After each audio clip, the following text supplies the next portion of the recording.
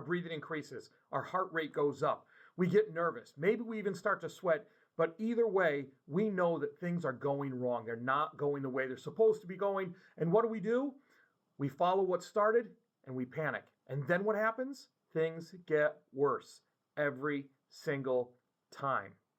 Hey everyone, Dr. Jones here with another one of your weekly messages. And this week, I want to talk about the idea of panicking, or better yet, not panicking. You see, things don't always go the way we plan them, and sometimes those things happen really quick. But the key to moving forward successfully and to not getting rattled by these things is to slow ourselves down. You know how our pulse gets quicker, we breathe faster, we get excited? We aren't slowing down. The key is to slow down. Now, panic never solved anything. And as a matter of fact, the only way we can solve problems or move through difficulties is if we are clear, calm, cool, and collected. That's right.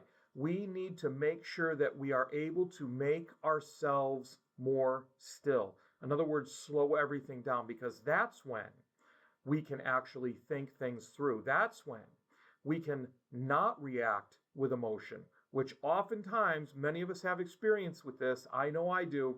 When we act with emotion, things inevitably go wrong. So, how do we do this, right? It's nice to talk about, but how do we accomplish it? The first thing I want you to do, and I know you've heard this before, and if you haven't, good, practice it, is box breathing. Even our own armed forces, SEAL teams, use this method to calm down in extreme situations. Now, I don't know about you, but I don't think I've ever been in a situation as extreme or panic-inducing as possibly a Navy SEAL is. You box breathe. You breathe in for 4, you hold it for 4, you exhale over a count of 4, and then you repeat. Inhale for 4, hold for 4, exhale for 4, stay that way for 4, and start all over again. If you do this just a few times, it will slow your reaction down so you can respond. That's very important how I said that. You do not want to react to situations. You want to respond. Now, the reason for this is twofold. One, it helps you get in your own mental space. It helps you calm down and be able to address the issues that actually come up. Think about this if you've ever played athletics or any other kind of competitive thing that you might be doing.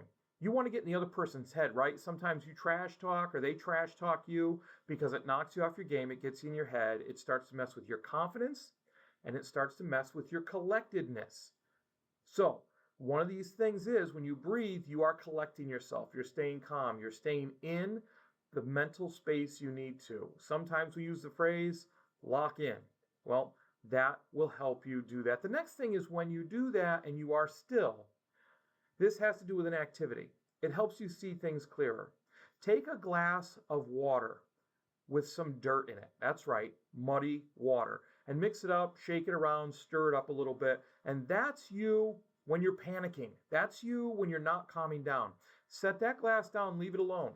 And as the water sits still, you'll notice that all the silt goes to the bottom and you can once again see through that clear water. Why? Because it's still. So here it is. Panic never helps. It only harms. Take some time through breathing or any technique that works for you and slow down so you can lock in and become clear and see the way through. That's it for this week. I hope you have a fantastic week. And as always, thanks for listening. And remember, be purposeful, act with integrity, and continue to build your character. Now go have a great week.